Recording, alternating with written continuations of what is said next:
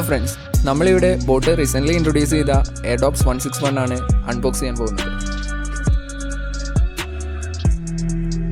Boat ഈ ഒരു product glossy ഫിനിഷിങ്ങിലാണ് design ചെയ്തിട്ടുള്ളത്. ടൈപ്പ് സി ചാർജിംഗ് പോർട്ടോട് കൂടിയിട്ടാണ് ഈ പ്രൊഡക്റ്റ് വരുന്നത്.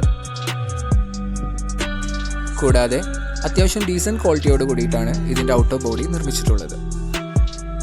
കേസിൻ്റെ ലിഡ് ഓപ്പൺ ചെയ്യുന്നതോടുകൂടെ ഡിവൈസുമായിട്ട് ഈസിലി കണക്റ്റഡ് ആവുന്നുണ്ട്.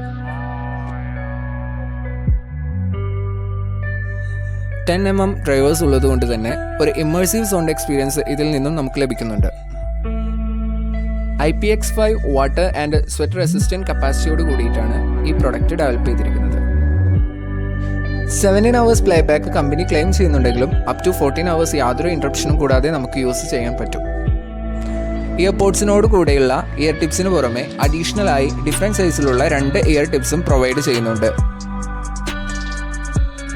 ഇതിൻ്റെ എടുത്തു പറയേണ്ട മറ്റൊരു ഫീച്ചറാണ് ടച്ച് സെൻസറുകൾ. വളരെ ക്വിക്കായി വർക്ക് ചെയ്യുന്ന സെൻസറുകളാണ് ഇതിനുള്ളത്.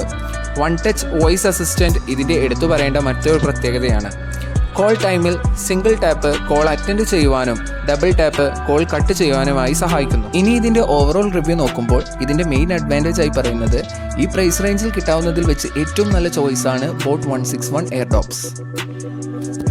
ഈ പ്രൊഡക്റ്റിൻ്റെ ഒരു പോരായ്മ എന്ന് പറയുന്നത് ഇതൊരു ഗ്ലോസി ഫിനിഷ്ഡ് മെറ്റീരിയൽ ആയതുകൊണ്ട് തന്നെ scratch and finger print issues വരാൻ സാധ്യത കൂടുതലാണ്.